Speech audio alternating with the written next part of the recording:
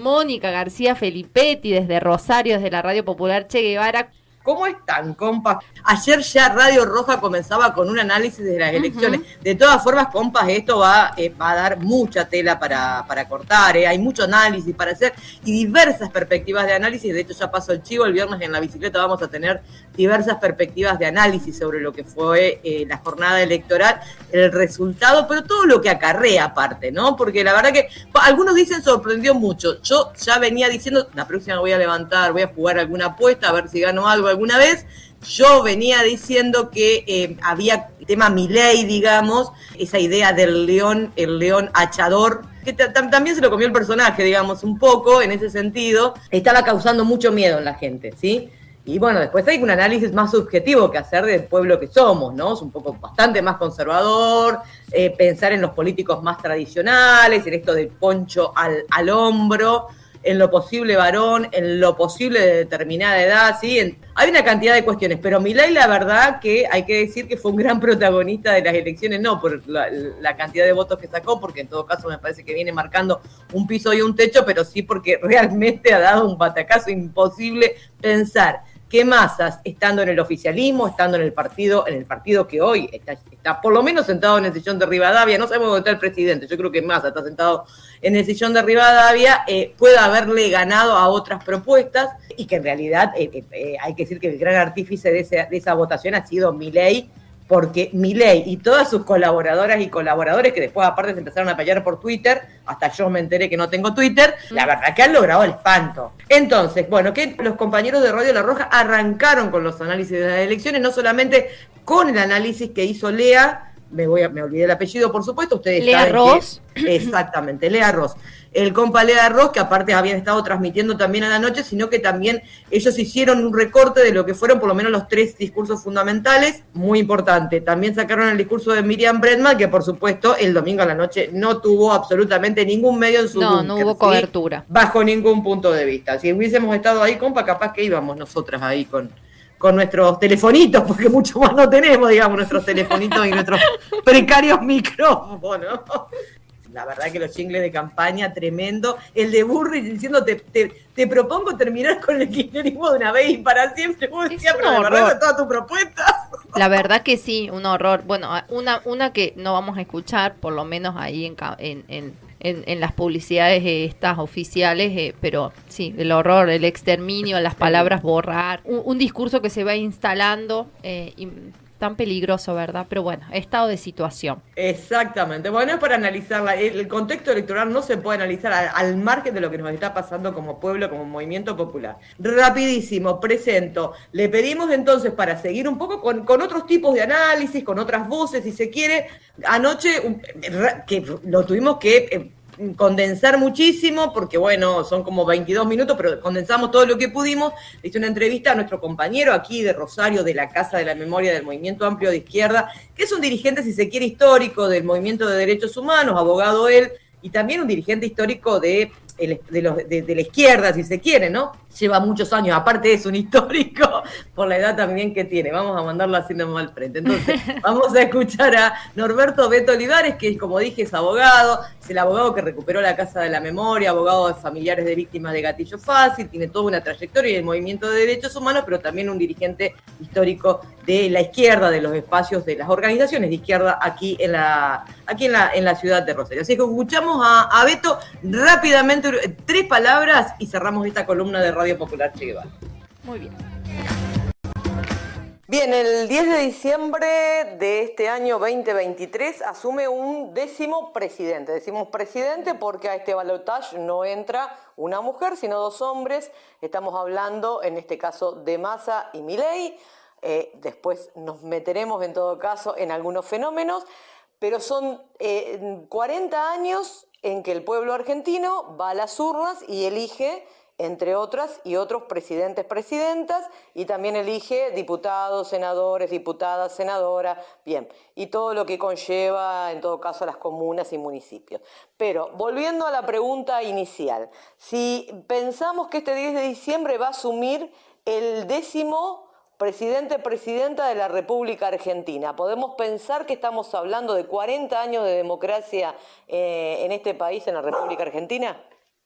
Me parece interesante este enfoque de analizar todo el proceso y no analizar la coyuntura, no pecar por coyunturalismo, no caer en enfoques, yo diría, hasta casi ridículos, que están fundamentalmente lanzados por los medios oligopólicos. Esto del resultado sorpresa, el batacazo, de vivir pendiente de las consultoras y los que dicen las encuestas, cada vez más desacertadas, cada vez más alejadas de sus pronósticos, cada vez más alejados de la realidad, ¿no? Indudablemente no se está percibiendo un determinado sentimiento popular, hacia dónde va el sentimiento de nuestro pueblo, sino tratar de ver lo que anoche se decía. Yo vi a varios exponentes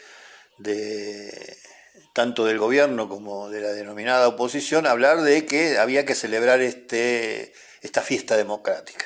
Y en realidad yo me pongo a pensar de que hay algo para celebrar, porque indudablemente estamos hablando de un modelo como esta democracia que es hija de un genocidio, y no lo digo simplemente por una evocación del pasado, sino porque el genocidio ha estado, en esta campaña, ha estado muy presente, el balance, las lecturas, la visión que se tiene de esa generación que para nosotros fue una de las mejores generaciones que ha creado nuestro pueblo. Ha estado muy, muy en debate ese genocidio, pero indudablemente desde el 76 para acá, tanto en clave dictatorial como en clave democrática, que indudablemente significa un negocio mucho más redondo para el poder en nuestro país, modernizar la dominación bajo la forma de ir a votar o a castigar, votar en favor o castigar cada 2 o 4 años, indudablemente ha generado no una fiesta, sino un verdadero drama. Vamos a dar algunos datos de ese drama, de lo que han generado estos 40 años de democracia. Endeudamiento creció el 4.600%. Nuestro país no es solamente un país más endeudado, porque no es un problema financiero, no es un problema de divisas, no es un problema de las reservas en el Banco Central, sino que ese endeudamiento está atado fundamentalmente a los planes de dominación, fundamentalmente del Fondo Monetario, que es una expresión del imperio y que indudablemente no solamente viene a prestarnos dinero y a endeudarnos, sino que aparte viene a plantear algunas cuestiones sobre decisiones de temas estratégicos. ¿Qué hacemos con nuestros bienes comunes? ¿Qué hacemos con el salario de los trabajadores? ¿Qué hacemos con el Estado, con la salud, con la educación? ¿Qué hacemos en la geopolítica? ¿Dónde nos encuadramos? Sino que es una serie de condicionamientos que hace poco tiempo tuvo una expresión muy particular cuando esta Richardson, la jefa del Comando Sur, vino a hablar, fíjate vos, una jefa, comando militar de gran envergadura, no viene a hablar de temas de seguridad o militares, sino que viene a hablar del litio y toda la pretensión imperial sobre un bien común que va a ser fundamental, esencial en los próximos 20 años. Entonces el endeudamiento no es solamente el problema de deber, de tener una deuda, que es una farsa y que es una estafa producida por un gobierno al cual este gobierno, por ejemplo, prometió que lo iba a enjuiciar, ¿no? Ni siquiera ni revisar esa farsa, ni impugnarla, ni mucho menos denunciar. El salario real, la caída es del 68,8%. La informalidad, tenemos 6 millones de trabajadores formales y 8 millones que se han generado en estos últimos 20, 25 años, trabajadores en condiciones de una semi-esclavitud. Esto no era conocido en el tiempo de la dictadura, había trabajo formal. Bueno, esta es una realidad, lo vemos todos los días, y generalmente son las generaciones de jóvenes que indudablemente se incorporan al mercado de los servicios, más que nada, o al Estado, y trabajan en condiciones precarizadas. Bueno, esto es una realidad. Se estima que el trabajo informal en la Argentina supera el 40%. 8 millones de personas. La pobreza creció el 981%, casi el 1000, o sea, somos un país más pobre 1000 veces más.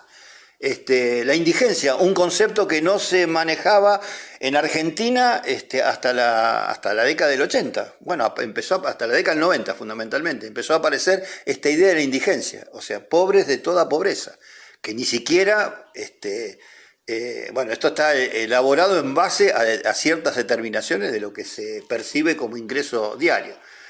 Mientras tanto, de la otra vereda, las exportaciones, los grupos concentrados que están vinculados al agronegocio, los bancos, digamos, las empresas multinacionales han quintuplicado sus ganancias, sus ventas en el marco de este modelo.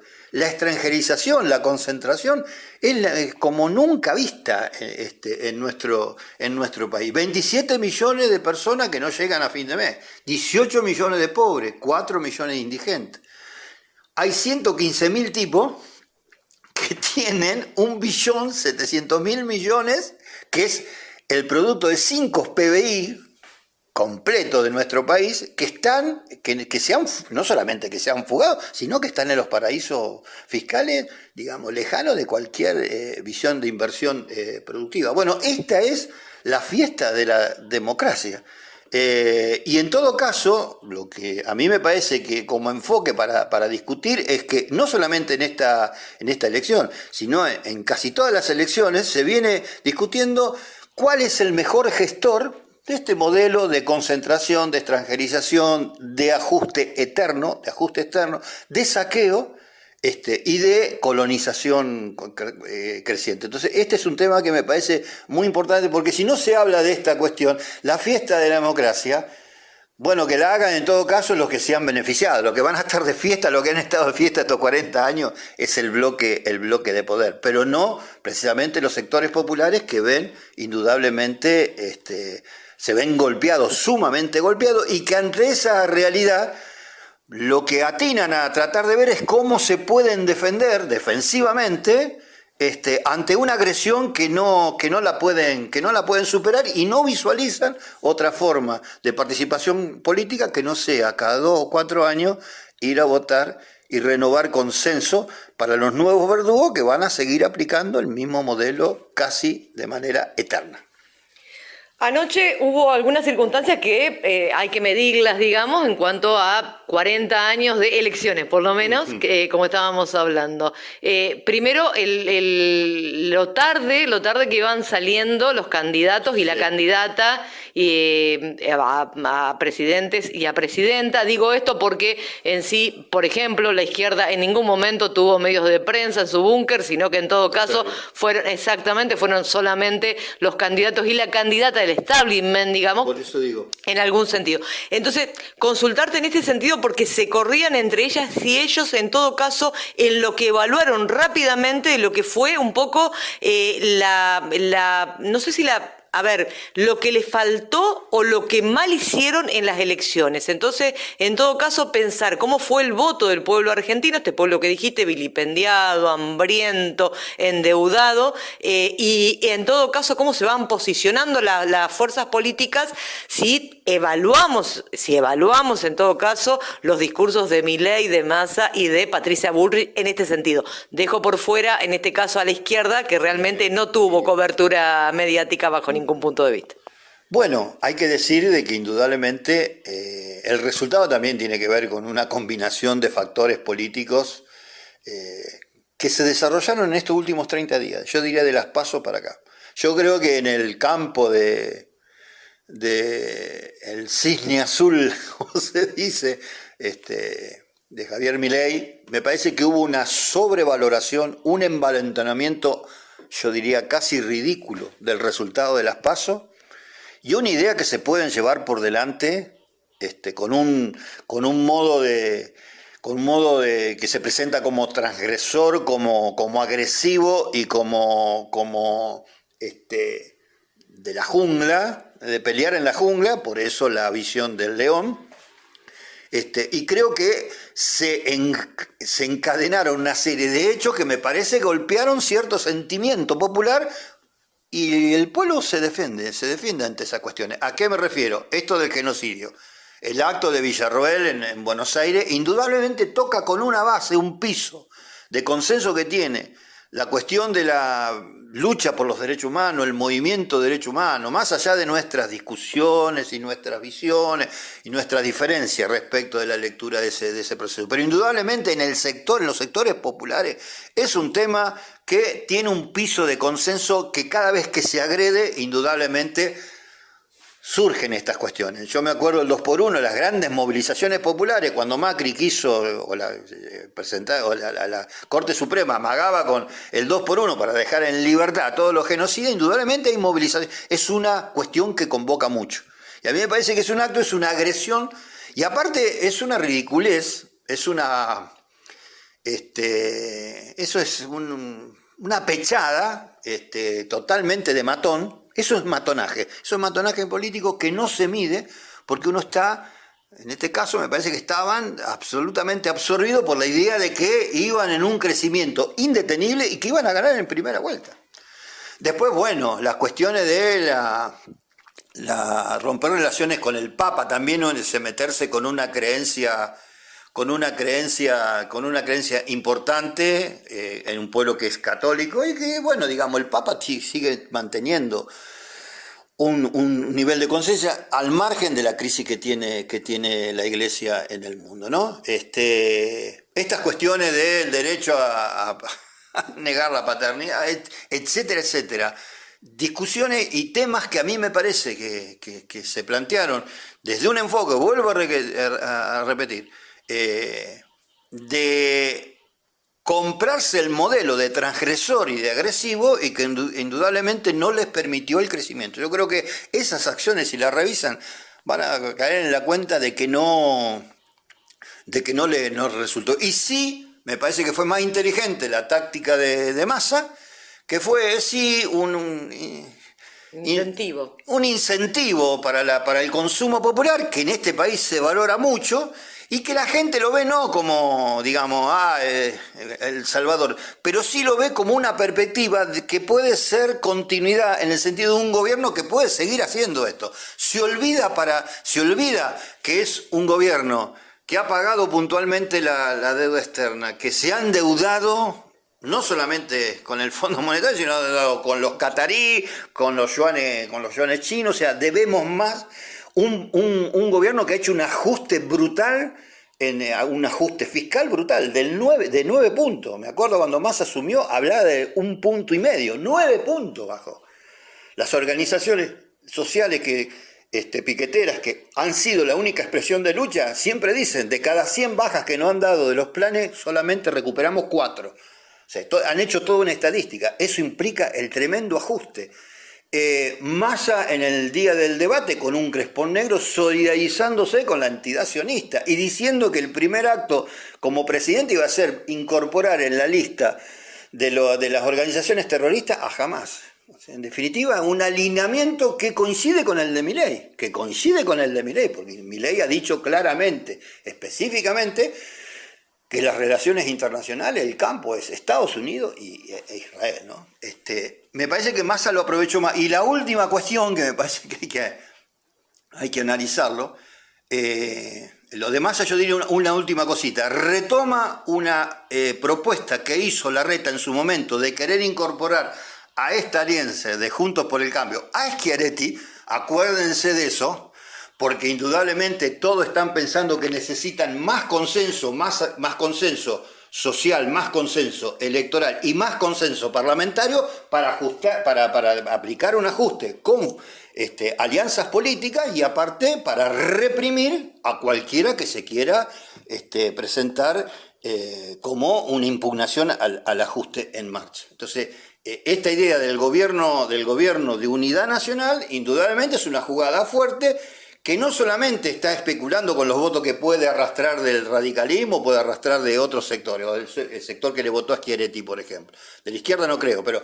de esos sectores sí. Sino que tiene que ver con una visión estratégica de fondo que ya la anticipó Cristina, que acá en Argentina hay que terminar con la grieta, hay que terminar con la confrontación y hay que hacer un nuevo pacto entre las fuerzas fundamentales, las dos fuerzas históricas de Argentina, peronismo y radicalismo. Y hay que empezar a reformular la justicia, hay que tener otra Corte Suprema, hay que reformular todas las cuestiones, no judicializar la política, y hay que hacer un acuerdo, un pacto de cómo incorporar el capitalismo argentino dentro del capitalismo global, cómo gestionarlo de común acuerdo a base a estos pactos.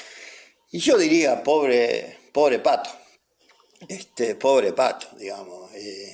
Primero, un nivel muy bajo, muy mediocre político, ha demostrado no tener talento, ni formación, ni manejo político de lo que es una disputa electoral. Y aparte, solamente le faltó ir al debate presidencial con un uniforme de la Gendarmería, con una boina de la Gendarmería y con la cara pintada. Porque indudablemente su centro era esa cuestión. Y cuidado, las otras expresiones no le van a la saga con esta cuestión de la militarización. Massa en el 2017 planteó el enfoque de la seguridad ampliada. Meter al ejército en los barrios, fundamentalmente acá en Rosario. Y ha dicho que quiere acá en Rosario un FBI. Podemos llegar a tener un FBI, ¿no? Aplaudido hasta por Zaffaroni esa cuestión, aplaudida por Zaffaroni. O sea que, digamos, esto de que no son lo mismo, pero que son muy complementarios y en algunas cosas son casi idénticos en las políticas. Le falló su discurso, una campaña muy mala, ejes de campaña muy mala, y aparte la situación interna en el propio PRO, más que nada, que va a generar una crisis muy, muy importante. La figura de Macri no sé a dónde vaya a parar en los próximos tiempos. Macri no sé si va a seguir siendo un jefe político que puede pegar dedazo y puede plantear esta acción dubitativa de Macri, si Larreta o Bullrich, y una derrota que indudablemente, generalmente las derrotas lo que hacen es potenciar, acentuar todas las contradicciones y todos los errores cometidos. Por lo tanto, me parece que es un ciclo que puede terminar con los dos fundamentales exponentes de la grieta llamado a cuarteles de invierno y a jugar otro rol en la política, no en el rol fundamental, y la aparición de nuevos liderazgos. El de Massa, el de Milei, seguro. No se sabe en Juntos para el Cambio si va a haber una renovación, si dónde va a venir. Si va a venir del radicalismo, si no se incorpora al gobierno de unidad nacional de Massa, porque puede pasar eso, o en realidad el radicalismo pasa la factura y dice, bueno muchachos, hasta ahora la hegemonía, nosotros éramos pura utilería dentro de esta alianza, pura geografía, lo que queremos es tener voz de mando y queremos poner algún dirigente que tenga capacidades. Lustó, yo estoy pensando, Lustó en alguna característica de ese tipo de dirigente que va a ser una renovación. En definitiva, va a haber un sistema político en dos partes, no alternancia bipartidista ni alternancia de coaliciones, sino que va a haber una cuestión tripartita muy identificada con las políticas de la derecha. Y te voy a pedir un imposible, porque en realidad estamos hablando de 2-3% de la izquierda, digamos, por lo menos de la izquierda pura, digamos, de la izquierda que se presenta.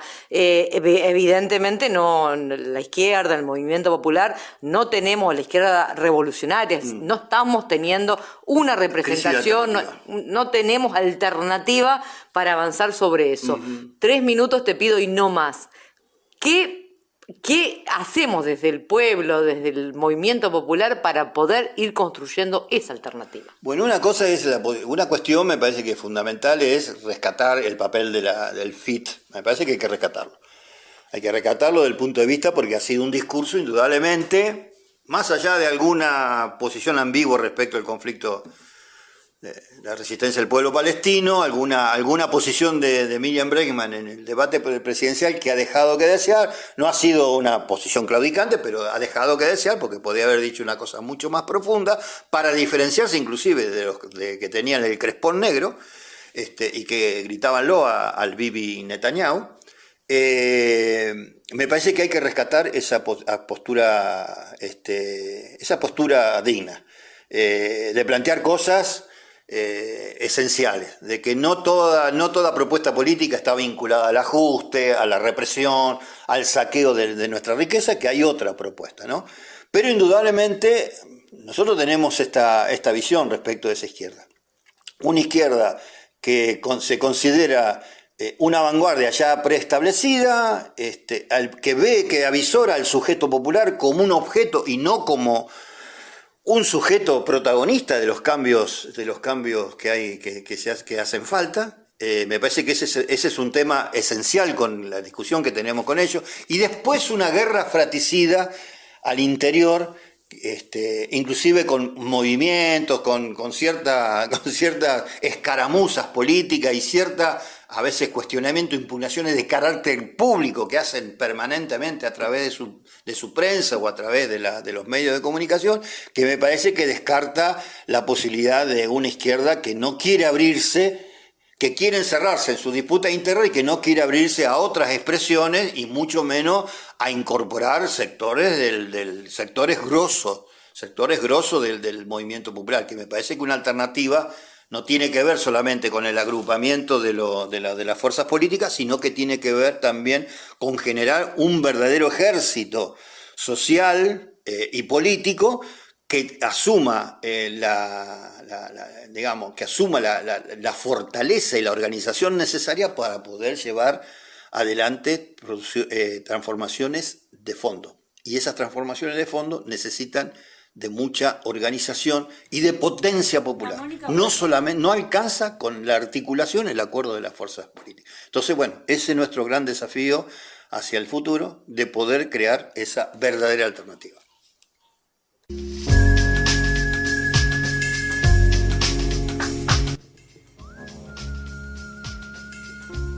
Bueno, y ahí escuchábamos al compañero Beto Olivares, compañero de Rosario, como bien lo presentaba Mónica García Filippetti, dando un pantallazo y un análisis. La potencia y la organización popular es lo que urge, lo que nos hace falta en este contexto. Bien sabemos, las soluciones no vienen de arriba hacia abajo, las tenemos que construir de manera organizada, aunque tengamos miedo, aunque tengamos temor, rompamos el aislamiento que nos impone, al que nos lleva este sistema. Organicémonos, juntémonos, hagamos los esfuerzos de salir de los personalismos en algunos casos, de salir de los temores en otros casos y de organizarnos. Bien sabemos quienes hacemos comunicación popular, quienes andamos enredados y organizados, que ese es el camino, y ahí coincidimos con esta lectura que nos compartía Beto Olivares de la Casa de la Memoria de Rosario, compañero que siempre anda allí en la Radio Popular Che Guevara. 11:39 de la mañana, así pasaba la columna de la Radio Popular Che Guevara, y escuchamos una musiquita, rapidita musiquita, y ya volvemos en este Enredando las Mañanas. El programa de la Red Nacional de Medios Alternativos.